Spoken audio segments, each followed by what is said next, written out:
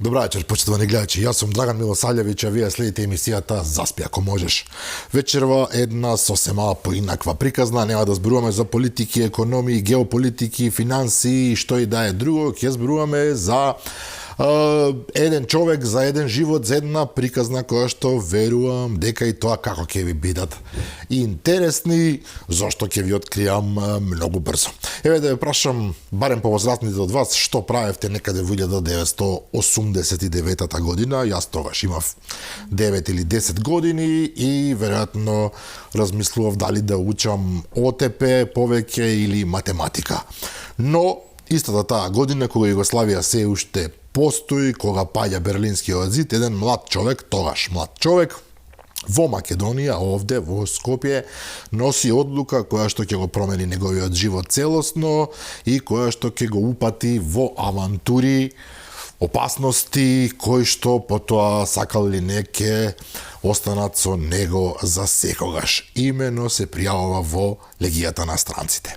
Вечерва гостин е токму тој, господинот Владимир Милетич. Добра вечер. Добра вечер, Драган. Морам да ви признаам дека јас сум помалку возбуден од оваа емисија. Прв пат имам можност во живо да разговарам со човек кој што го поминал она што многу луѓе веројатно сонувале или барем за момент, особено во младите години, помислеле да го направат. Јас не верувам речи дека има млад човек во свој тинејџерски години кој што барем еднаш не помислил дека би било интересно, можеби романтично да се пријави во фамозната легија на странци.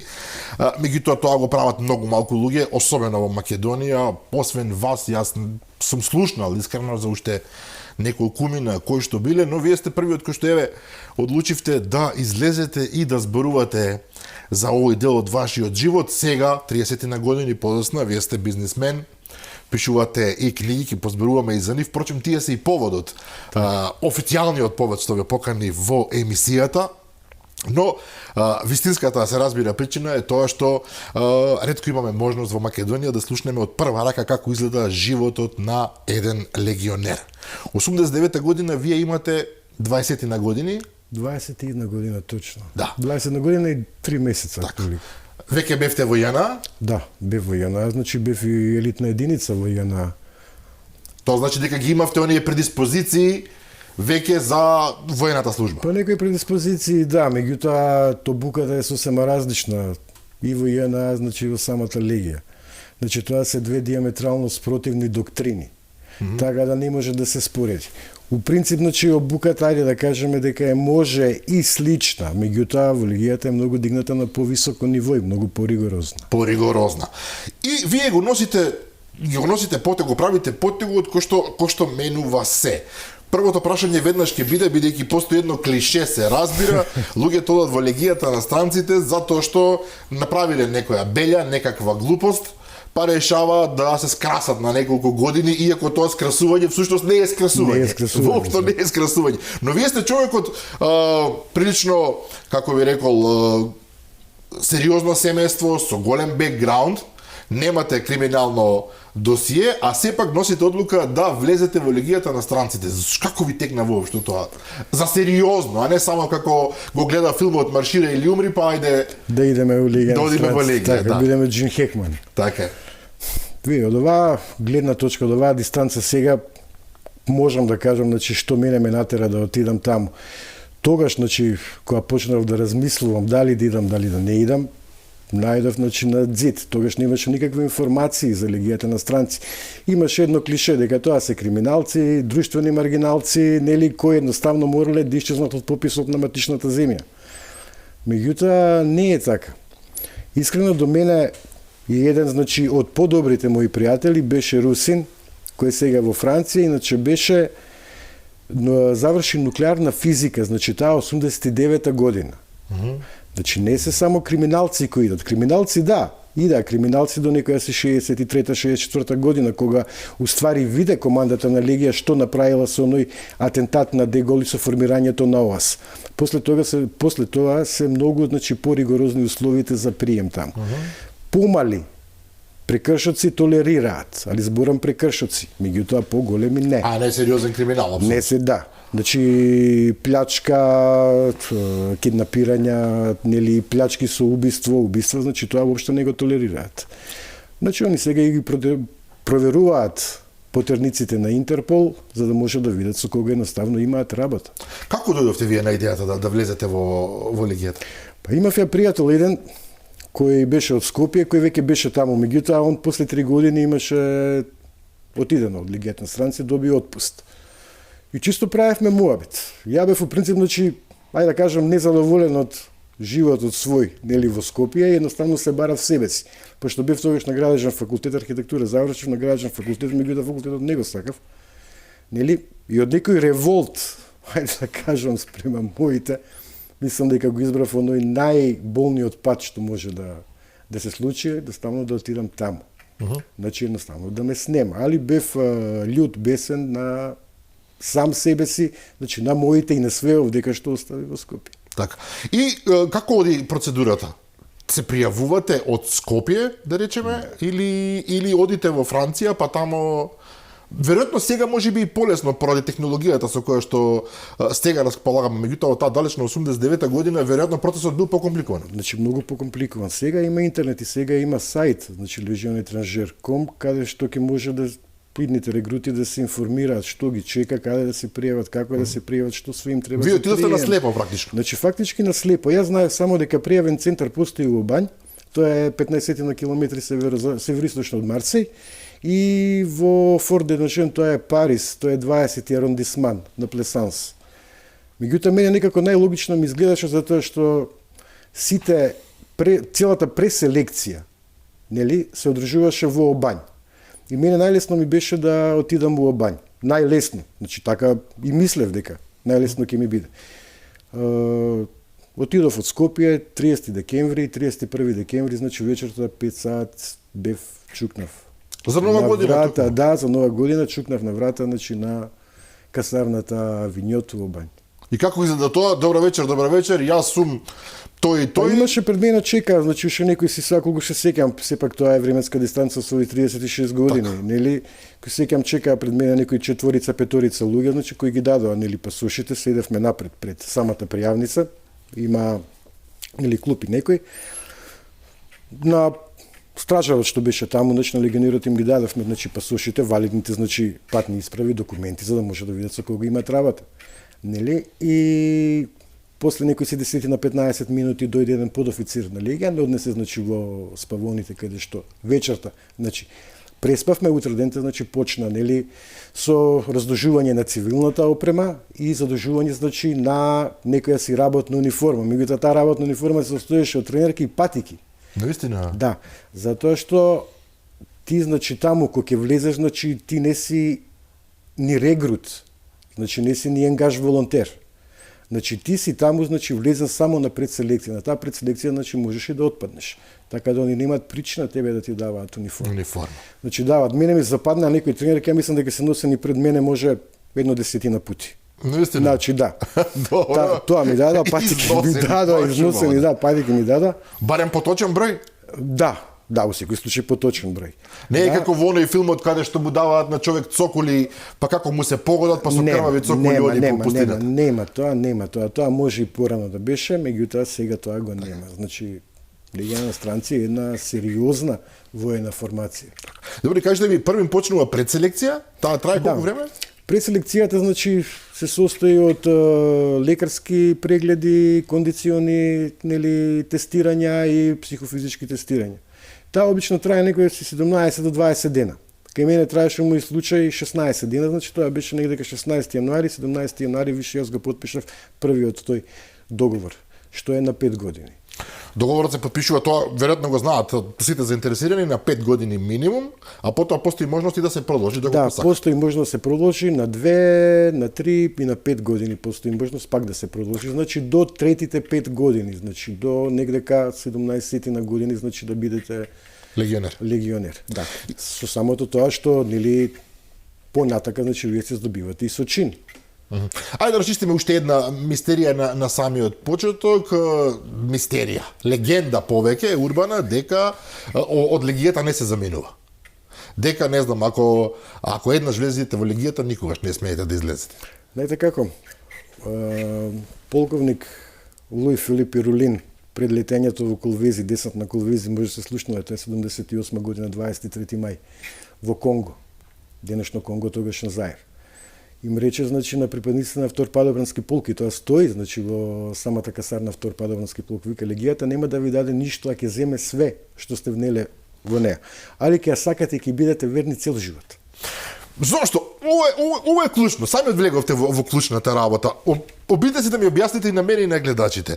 Тоа е легија на странци која што постои околу 200 години, една брилјантна идеја на некој француски крал, ако не се лажам, Так. од пред 200 години, дека треба да се примат во неа странци, исклучиво луѓе кои што немаат француско потекло, ако што ќе се борат за интересите на Франција.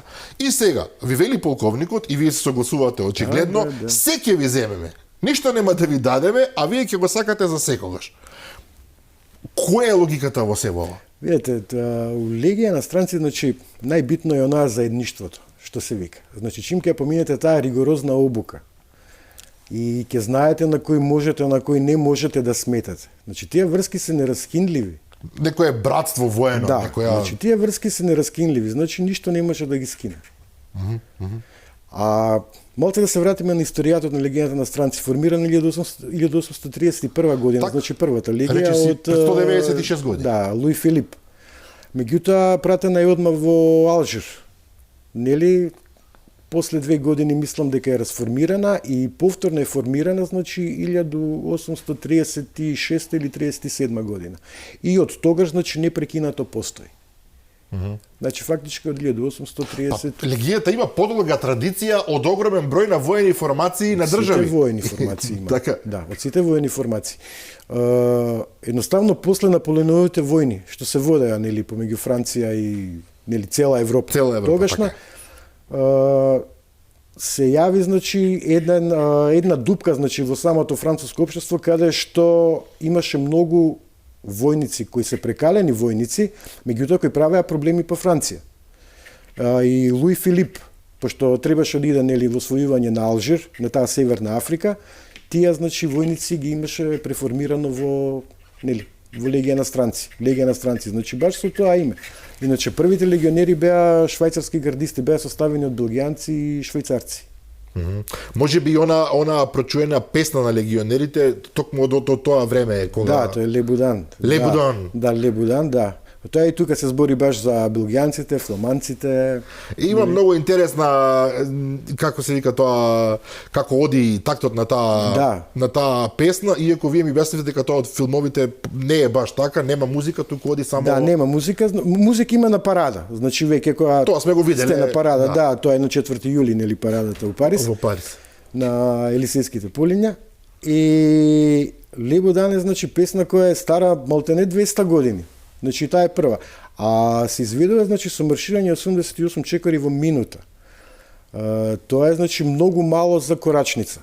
Така, 88. Да, 88, да. Меѓутоа, она е направена баш ради тоа марширање по песокот во Северна Африка. Пошто едноставно повише не можете да марширате со повеќе број на чекори од 88, пошто ви пропаѓа, нели, ногата. Се е пресметано. Да. Се е пресметано. Добро, ово е романтичниот дел. Да, историјата на легијата, марширањето, тоа е се, нели, одењето во Париз и така натаму, тоа веројатно е она што ги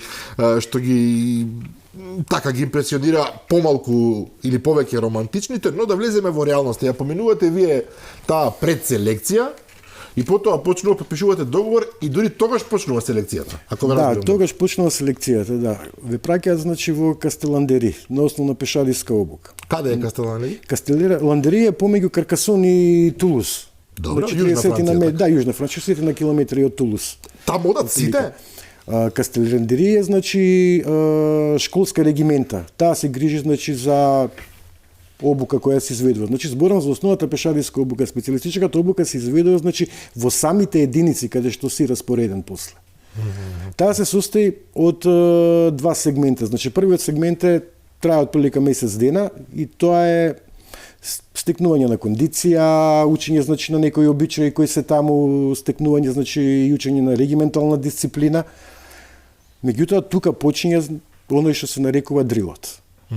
Меѓутоа, после месец дена, кога веќе има напредна пешадиска обука која се изведува во Кастеландери и, нели, како што ни сега го нарекуваат тоа на фарма, тоа е, значи, дел еден каде што легијата има откупено некои си поседи, приватни поседи, има направено, значи, своји центри за обука.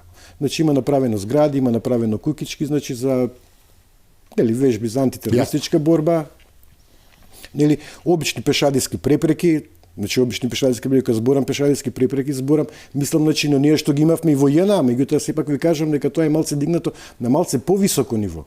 Значи и многу поригорозно него што беше во ЈНА. тогаш ЈНА. Да, во тогашна ЈНА, да. Добро, и тоа трае неколку месеци исто? Тоа трае, значи, 18 недели. Сега не знам, сега мислам дека им е скратена обуката, Тоа би дошло околу 4,5 месеци. Така, 4,5 месеци. Нас ни траеше 18 месеци, значи таа обука. Ви кажам дека беше поделено 2 сегменти. Така, и таа е доволна да ве искали во смисол да ве подготви за предизвиците со кои што ќе се соочите како легионер. Па таа пешадиска, таа првата обука, значи кај неа отпаѓаат најголем број на регрути. Значи во превод не се издржува. Да, таа е многу тешка и многу ригорозна.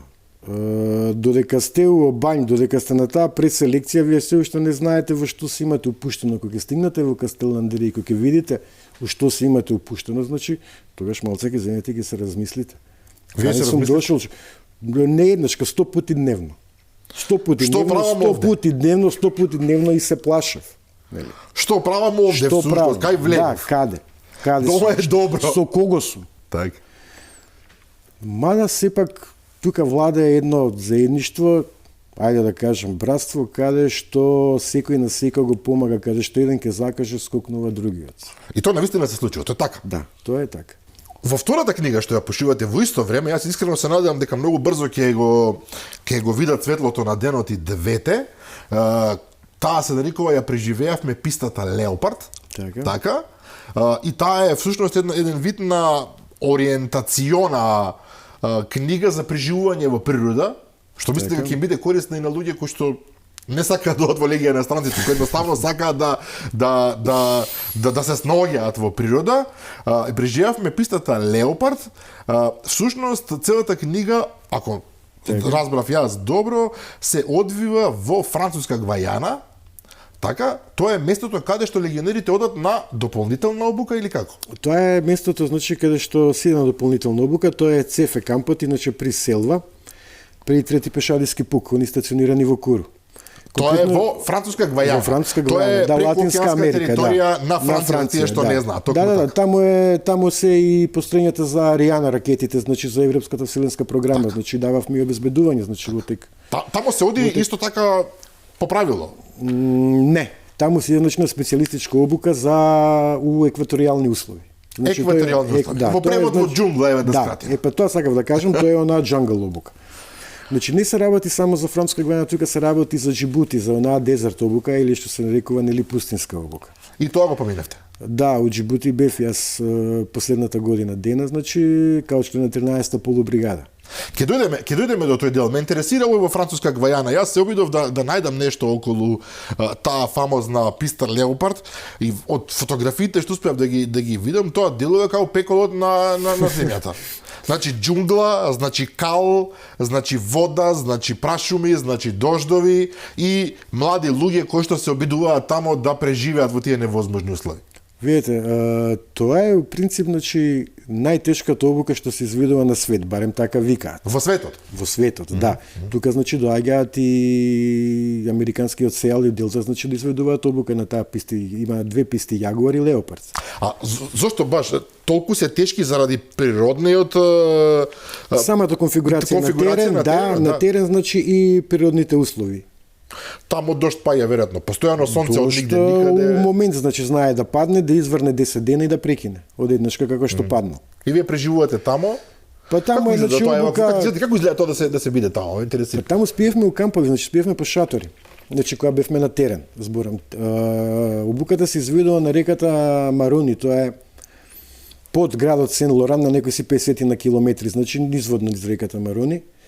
Тоа едноставно тоа е камп најобичен, џунгла, све околу тебе, што можеш да замислиш. Змии, Ма има све и свашта има. гуштери Све и свашта има и таму. ужасно строги услови за тренинг. Да, тоа се страшно строги услови, значи тука и најголемиот акцент го даваат значи на психолошкиот дел. Тоа значи кој човек може Може ментално да издржи, да издржи. Тука луѓе пукаат, претпоставувам. Па многу ретко, највише луѓе што пукаат, значи луѓе пукаат на самата пешадиска обука затоа што не се навикнати. Ти виш кога идеш во ти се навикна, значи и на тие напори, да, значи веќе напорите и ги на, имаш. да, и на тој притисок и на стрес што го имаш. Више се навикна. Тука и тука нема пукање, значи нема враќање назад таму. Уште една легенда тука, ако можеме да расчистиме, која што провејува околу легијата на странците, велат дека кога војникот, легионерот, Така.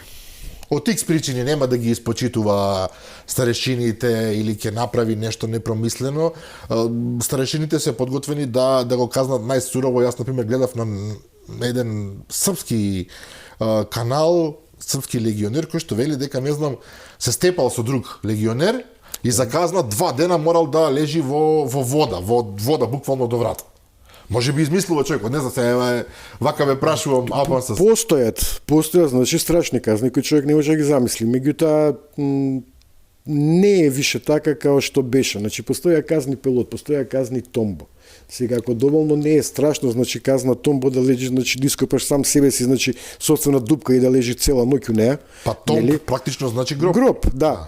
Тоа меѓутоа тоа немаш. Не се случуваше кај нас. Такво нешто, да, може да се случува на само обука, меѓутоа јас немам такво искуство, нити имам такво искуство, нити видено некој да кажуваше дека така го има. Али да, не казнува. Конкретно една прилика у Џибути.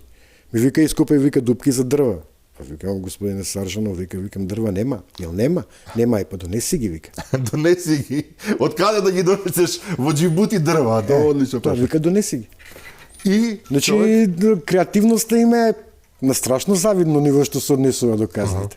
Имавме у Џибути на Гранд Бара, тоа е исушено слано езеро, имавме така нарекувавме куќичка за самоспознаја, кој ќе сгреши, значи иде горе.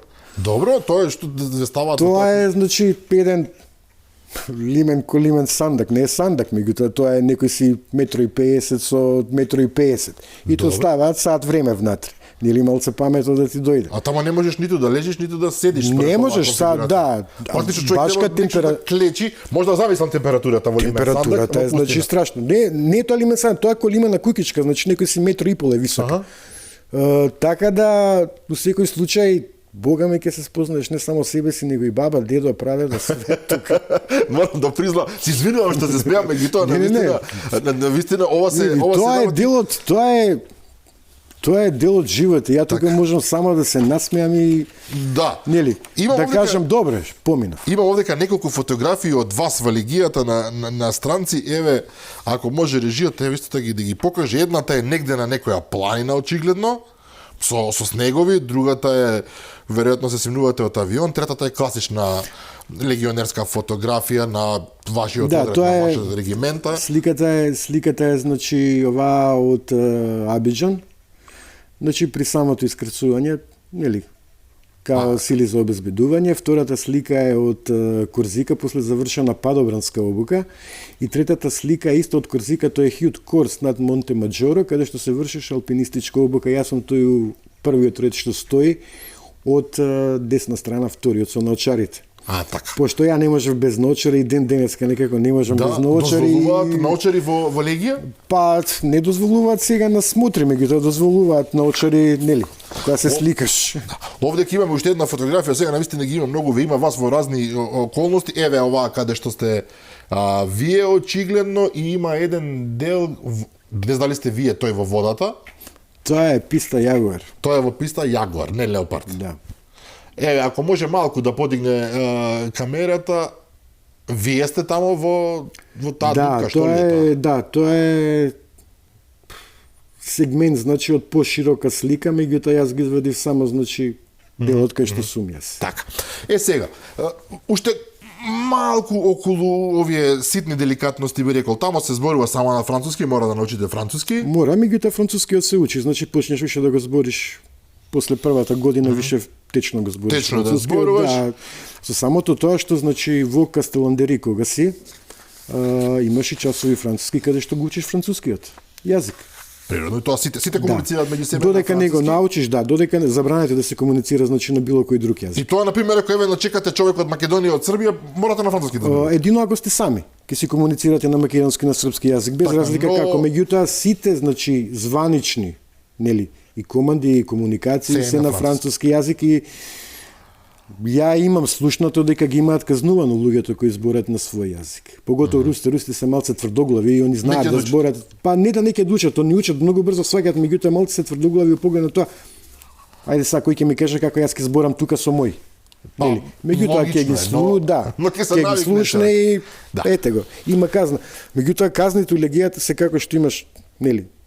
Лична казна, така имаш и колективна казна. Колективните казни се најтешки. Во смисол?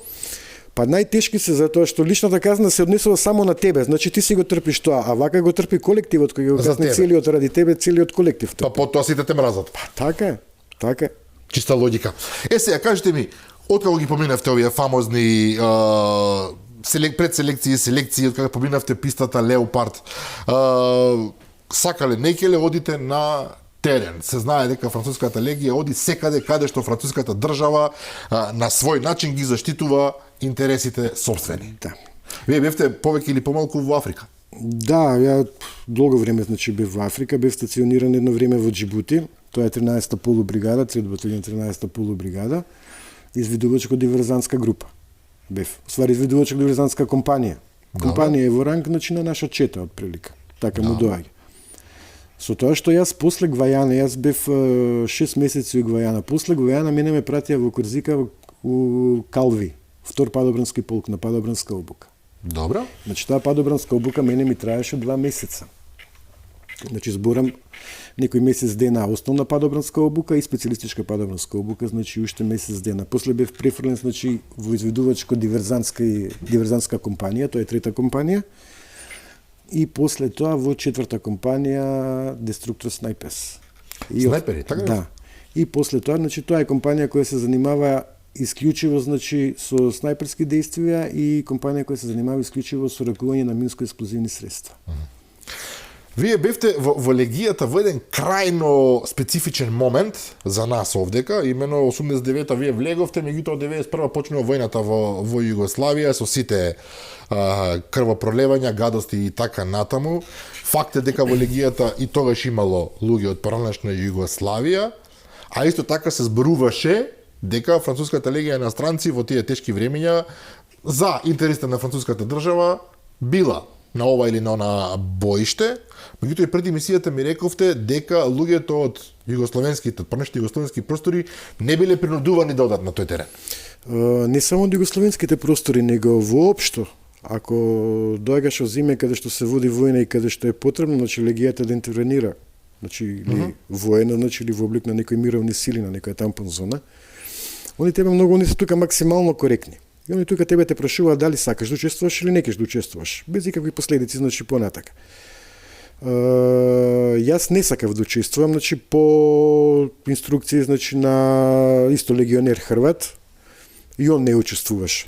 И тоа тогаш требаше да се распоредува втор падобрански полк негде кај Крајна, мислам дека беше делот на Масленица, Масленички мост, али Драган не ме држи за збор, поминато е многу време, така но незгоден е моментот, вие треба да влезете во држава во која што сте служеле војска некоја година претходно. Да. И во која што сега војуваат меѓу себе братските народи, а вие како представник на француска држава треба да влезеш таму.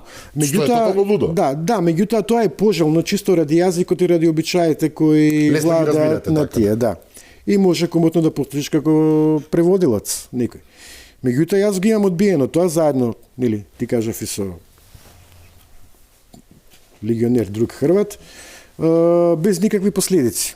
Барем така река, без никакви последици, меѓутоа последици се случија после известно време каде што не префрлија во Џибути. А Џибути е за тие што не знаат едно така мало екзотично местенце во Африка, каде што човек баш и не би одел вака на одмор, да бидеме реални. Па ти кажам, ја би ишол. Има на Џибути едно место горе, Муше се вика, мислам дека сега тогаш беше и воена база исто на француска морнарица, дел од француска морнарица, значи кој заштитуваше тој Суетски канал и рог на Африка. Муше се вика местото, тоа се мали островциња, 3 островциња, али едни до други. Тоа е рај на земја. Навистина. Тоа е рајна земја, да. Друго, Џибути, па не знам што да ти кажам, ако си гледал Mission to Mars, Така отприлика изгледа. тоа е. Џибути е тоа, целиот црвен, пуст, и на едно место, значи тоа е на граница горе према Еритреја, тоа е северозападен Џибути, се наоѓа Гранд Бара, тоа е исушено слано езеро. Солено езеро, така. Да. Така да за некој си саат време ако си таму, значи тотално ќе дехидрираш, значи ќе почне да ти се фаќа солта, нели? На кожа, да. На кожа по тебе, а тука се изведуваш, значи дел од буката. Имаш. Значи сега едно кога маршираш ти 20 км на 50 степена со борбена опрема, друга е кога маршираш 20 км нели у Француска Гвајана у вода. Значи Така е. сепак малце е полесно во однос на Џибути. Малку е полесно, дури ова, Да. ова како ќе рече, оној пекол, па добро, тоа всушност и варете. Се Не, они ова жабе да не ја видите. викаат, Гвајана ја викаат Левертен Ферн. Значи зелен пекол. Зелен пекол. Да. А ова е црвен пекол. Ова е црвен пекол, Црвен. ова е баш пекол. Така. Баш пекол Џибути. Знам дека е многу тешко за поранешен легионер да зборува за искуствата што ги имал во смисол на акции каде што се одели, вие сами откажавте во каква регимента сте биле, се разбира не може да ве прашаме за конкретни работи, меѓутоа вие бевте и во Сомалија. Да, во Сомалија бев два пати, 92-93 година, значи првиот пат 92, вториот пат 93 година, од септември месец, средината на септември месец, до некој си 6 октомври истата година. Сомалија е за многумина позната по оној така наречен филмот Black Hawk Down, кога американските хеликоптери ѓурива тама некоја милиција сомалиска. Тоа е милицијата на Мохамед Фарах Ајдит. Да. Да. Таму гинат 17, ако не се лажам, американски војници, Малце поише се или гинат. повеќе беа. Тоа е еден од травматичните моменти за американската армија воопшто. Не попусто направија и филмови и се. Бевте таму во близина? Смеам се да ја прашам. Тоа- Бевме на аеродромот Абенаде. Во тамо во Да, Сомалија. да, бевме, американците беа сместени, значи, веднаш до нас. Значи, они беа на цивилниот, ние бевме на воениот дел. Самиот аеродром се вика на Абенаде, тоа е негдека некои си 7 до 8 километри северно од Могадиш. Не ме прашувам ништо посебно, освен делот, колку е опасно да се биде тамо. Знаете, се кога го гледате од аспект на човекот Европа, иако сме и ние малку сомнителни како европејци, но сепак сме европејци, тоа ги гледате тие тамо луѓе кои што, тие милиции кои што се крајно агресивни, кои што влегуваат директно во војна, нема тука што, тие тамо во тој хаос се обидуваат да убијат се што мрда, особено бели луѓе. Како е таа психолошкиот момент ме интересира. Вие знаете дека сте на апсолутно непријателска територија. Да, меѓутоа во Сомалија се случуваше сосема друго. Сомалиските милиции, пошто ги имаше повише, ратуваа меѓу себе. Значи не на чепка нас се додека до моментот додека милицијата на Фарах Ајдит немаше направено засита негдека горе северен Могадиш, тоа е некој пат Е7 кој иде од Џибути према Сомалија, значи влаго Могадиш се спушта надоле. Мислам дека имаат убиено негдека околу 10 до 15 пакистанци. Значи пакистанци мировници. Мировници. Да, кои го заштитуваа конвојот што идеше од Џибути хуманитарна помош. Сомалија беше бетер него Етиопија. Ако се сеќаваш на оној Бенд-Ейд што го направи 84 година, 85. Значи страшна глад беше во Сомалија. Сомалија и сега не е за пофалба, ако сме реални, за жал, тоа е исклучително сиромашна земја во катастрофална состојба. Да, меѓутоа сега Сомалија е малце подобра во однос на тоа што беше.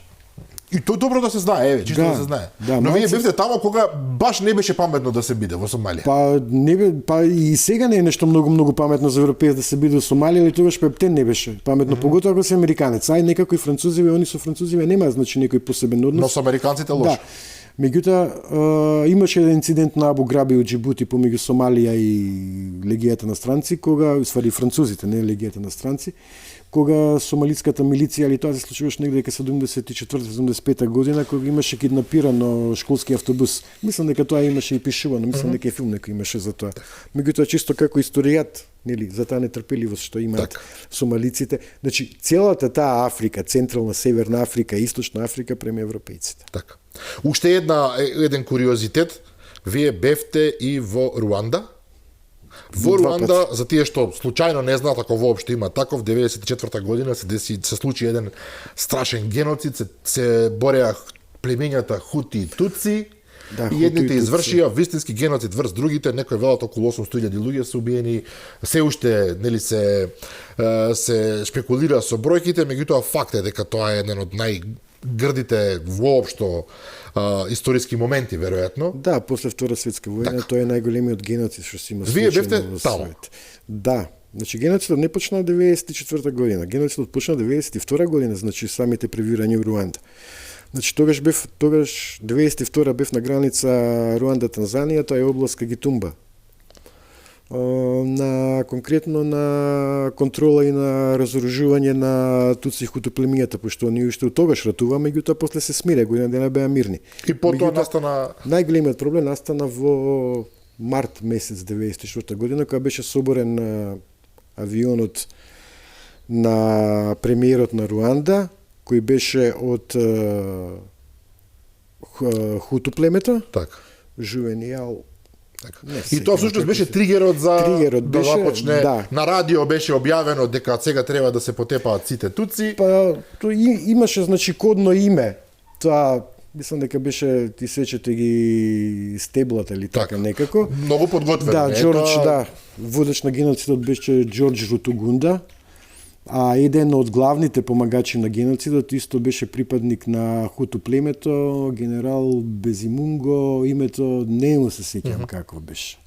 Тоа е помалку важно, меѓутоа Хотел Руанда, филмот кој што доби многу оскари, сега јас немам друг начин освен да се повикувам на филмови за жал.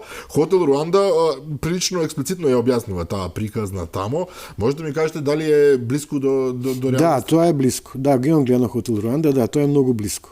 Многу блиску, значи сите европјани беа сместени во хотелот Милет Колин, тоа е северен Кигали. Така, бевте тамо?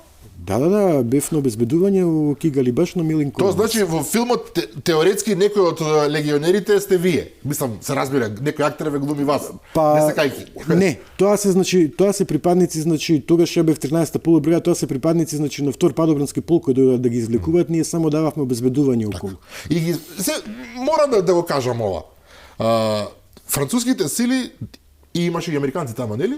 Имаше, значи, европјани и американци. Не зборувам за војска. Не, немаше белгијанци и французи беа само. Белгијанците и французите добија задача да ги излечат белите луѓе практично, европејци. Само европејаните. Што е вака, ако бидеме реални, кога некој македонец, србин би се нашол таму, супер, фала Богу, ќе ме спасите. Меѓутоа, од аспект на човечност, баш и не е да се пофали. Воопшто не е хумано тоа. Воопшто не е хумано. Бидејќи ги оставате луѓето да се колат меѓу себе. Да, воопшто не е хумано. Меѓутоа, мандатот беше да не се употребува оружје, само да се употребува оружје, значи во крајен случај. И вие седите тамо, ги вадите белите луѓе, црните да се живи и здрави, односно ништо од тоа. Со автобуси ги вадеа до аеродромот до Грегоар Кека и банда и после тоа ги носа, значи Франција, ги носа дел Џибути, значи дел Франција.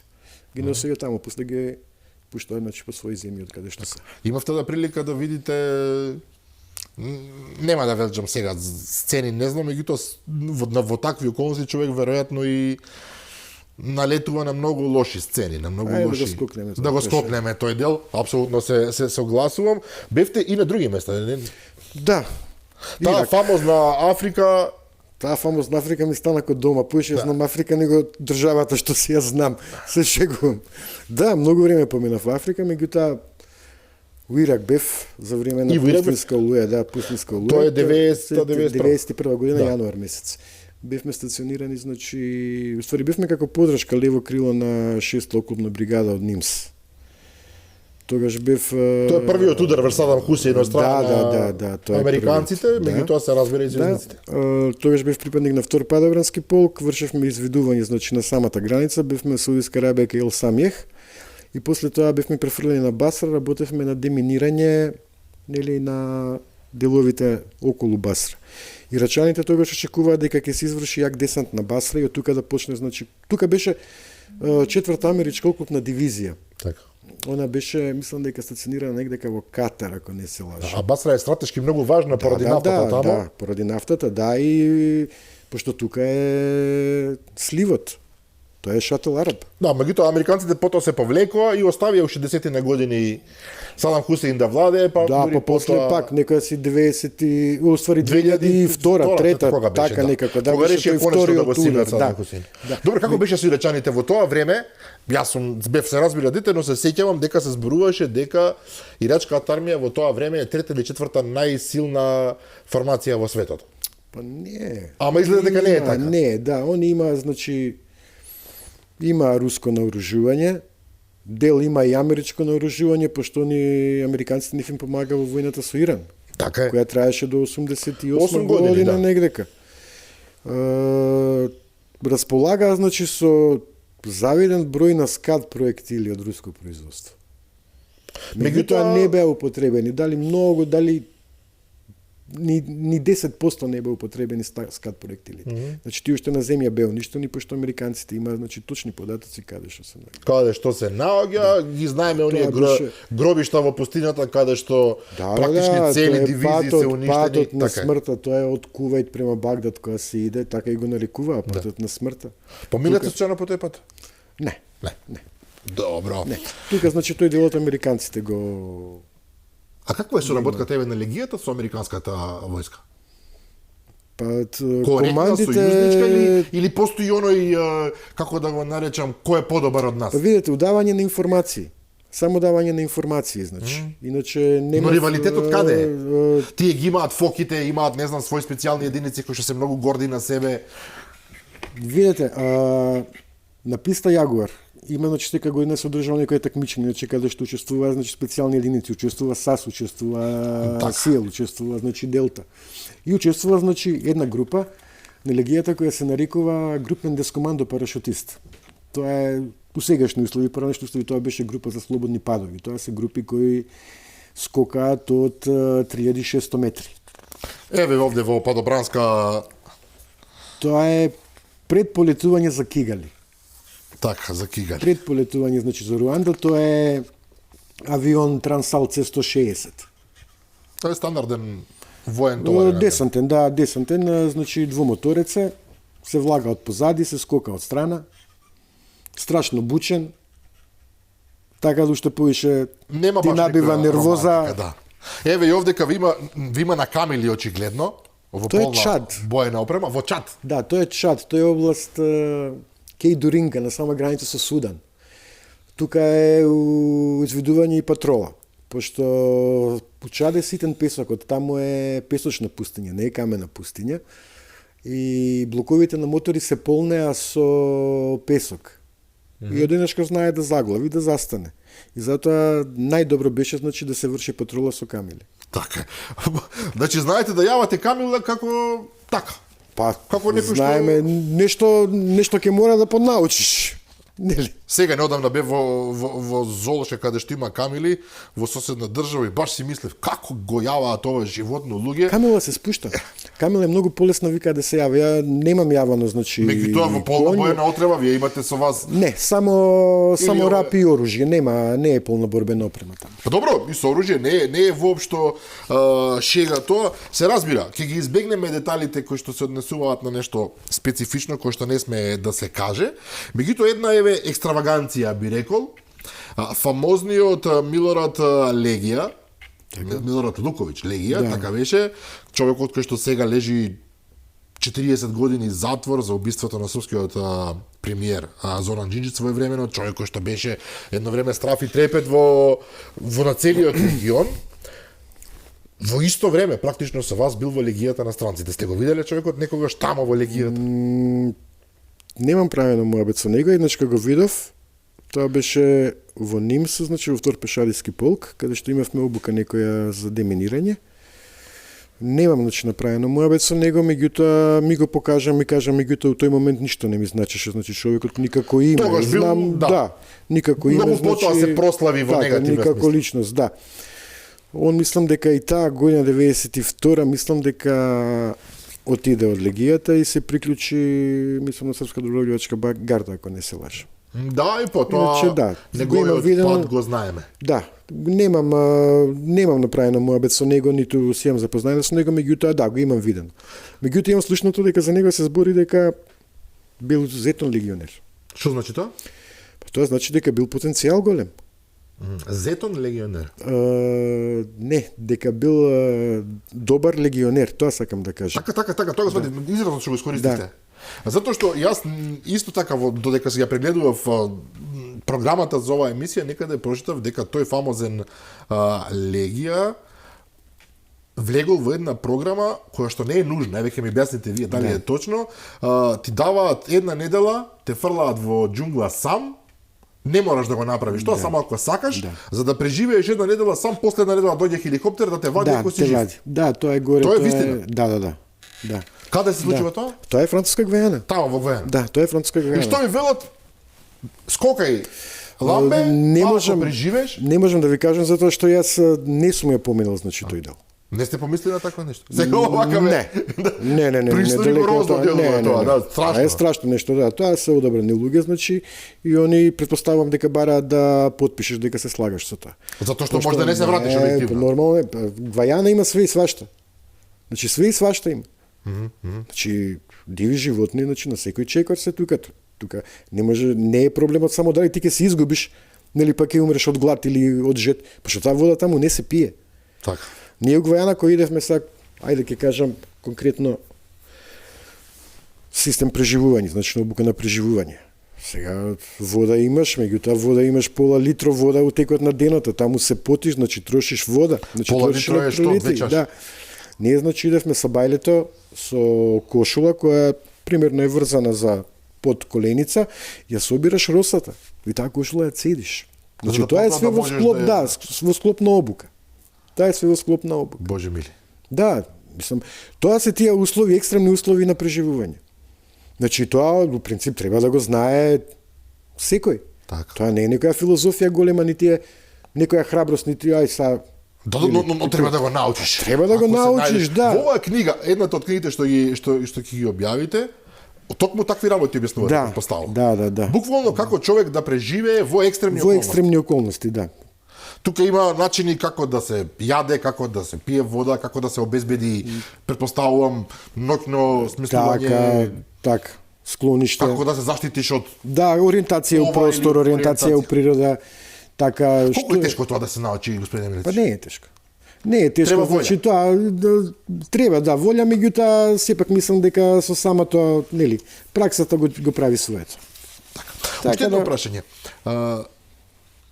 Јас не познавам, туку сум слушал за голем број на легионери од овие простори, од Балканот. Некои од нив, велам, понекогаш излегуваат во јавност зборот. Има и такви што лажат дека биле во легијата, има жал и такви фейкери. Секогаш постои таа опасност. Да. Дури си помислив да не рече некој господин Милетич чисто така нешто не бил, меѓутоа овие работи апсолутно покажуваат кој сте и што сте реално. Од Македонија познавате уште некој легионер? Да, познавам, меѓутоа имињата не би им ги спомнам. Не се разбира, само но ги има. Да, познавам ги има, имаше и со мене, имаше дечко од Штип. Во исто време служевте? Во исто време, да, меѓутоа мислам дека он беше друга регимент. Не беше со мене, меѓутоа тука се погодивме исто на обука, јас отпосле дознав, значи од кога се вратив дознав дека и он бил таму. Овде пред мене имам нешто што се нарекува Lettre de Félicitation, République Française, Ministère de la Défense, Commandement de la Légion étrangère. Верувам дека правилно го прочитав и ова се однесува така? Да. Се однесува на вас. Се разбира, ова е еден вид на како да го наречам, писмо на благодарност, така. да.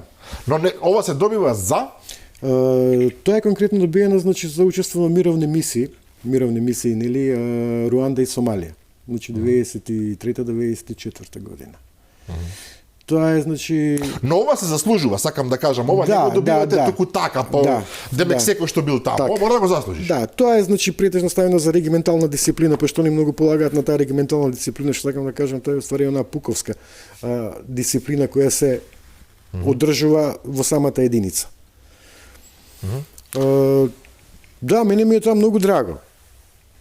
Па се разбира, доказ дека таму сте биле човек на место. Да, дека и сум ги почитувал, значи сите наредби, значи ја немав некоја црна дамка во сето тоа. Са црна дамка која кажам, сега сигурно имаш, ќе дојдеш нели со некој ќе направиш ексцес.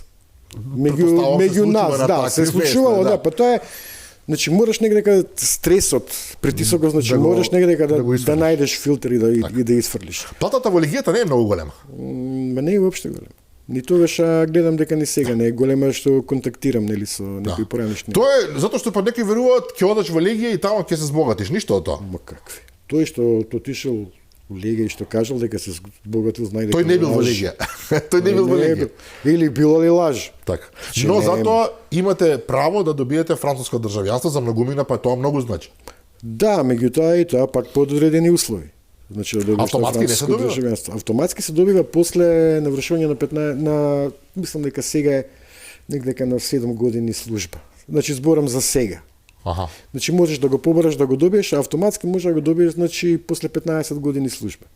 Значи зборам за наше време како беше.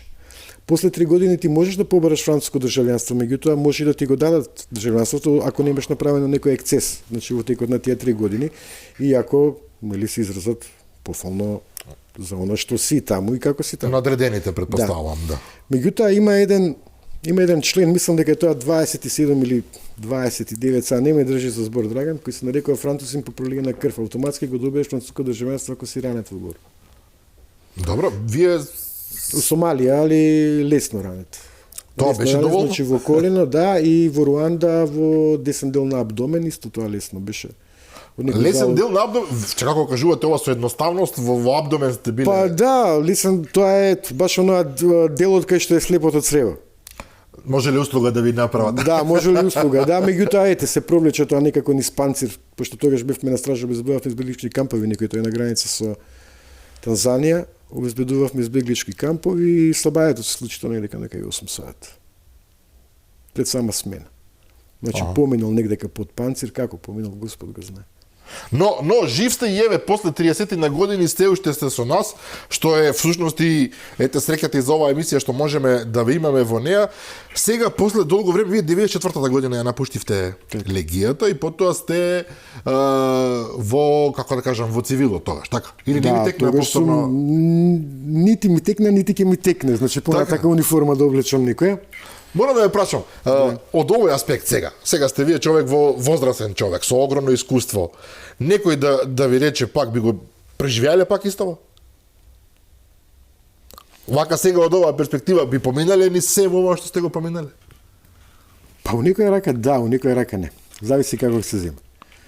Меѓутоа како искуство е изузетно добро.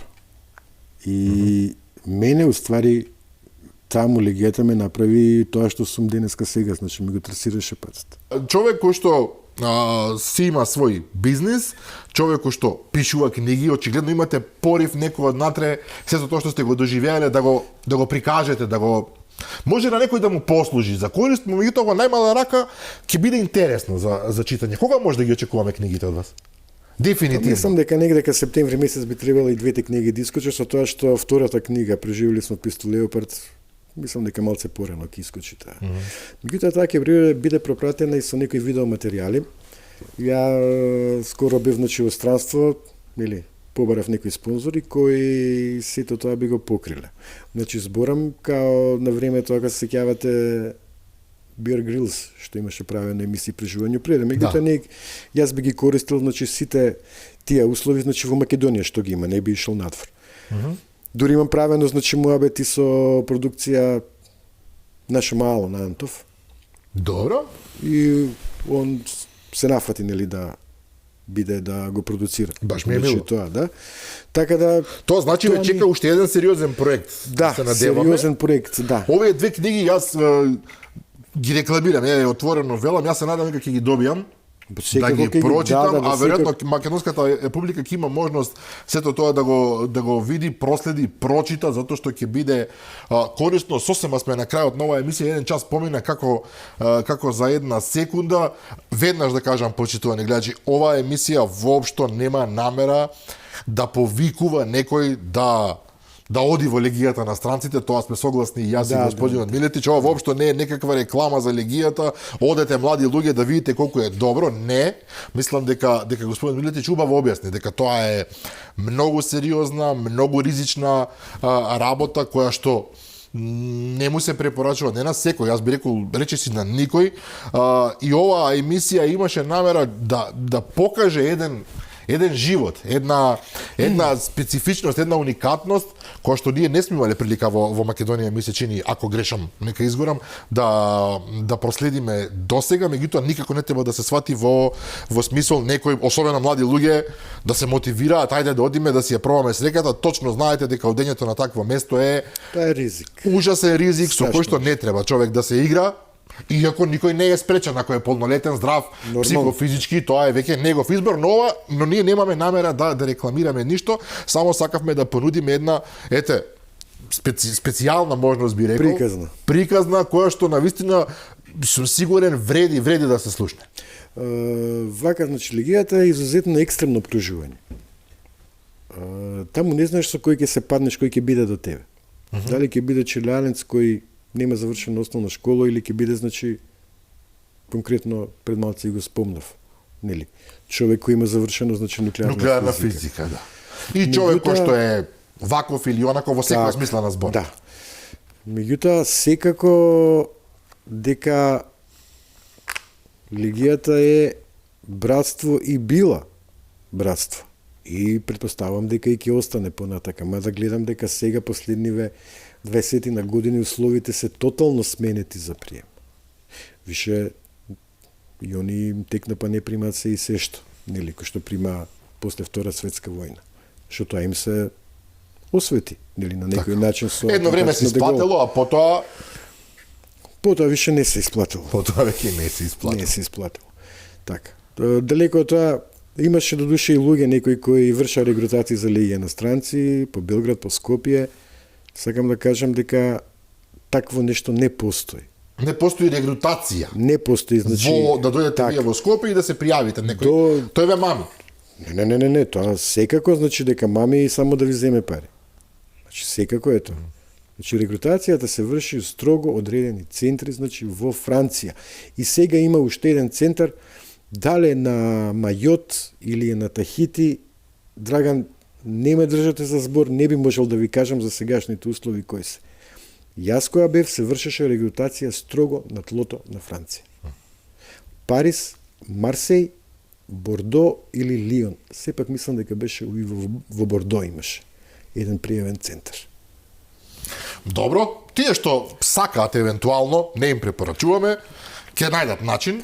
Секако. Другите нека се задоволат еве со ваков разговор, нека се задоволат со гледање на филмот Маршира или Умри, многу интересен, морам да признам, јас сум го гледал барем 10 пати. Нека уживаат во романтиката низ филмови, низ музика, низ слики, нека научат лебуден на памет, но нека останат дома. Да, но нека останат дома за секој случај. Владимир Милетич, ви благодарам за вечерашното гостување, навистина ексклузивно, и јас и натаму се чувствувам возбуден поради ваше гостување. Се надевам ќе имаме повторно можност и прилика да се видиме, еве нека биде кога ќе ги објавите вашите книги. Секако ќе имате покана за тоа. Секако ќе имате покана за тоа, ќе биде многу драго да присуствувате и на промоцијата. Јас се надам дека тоа сепак ќе биде до септември месец, мада јас стално викам овој септември, не следниот септември, али еве више решив дека овој септември ќе биде, значи, крај. Благодарам уште еднашка. Почитувани гледачи, тоа беше се за вечерва, за оваа наистина повторно ќе речам ексклузивна емисија со Владимир Милетич, човек кој што поминал 5 години во легијата на странците. Утре во 15 часот знаете репризното издание на оваа емисија, а јас си посакувам пријатна ноќ.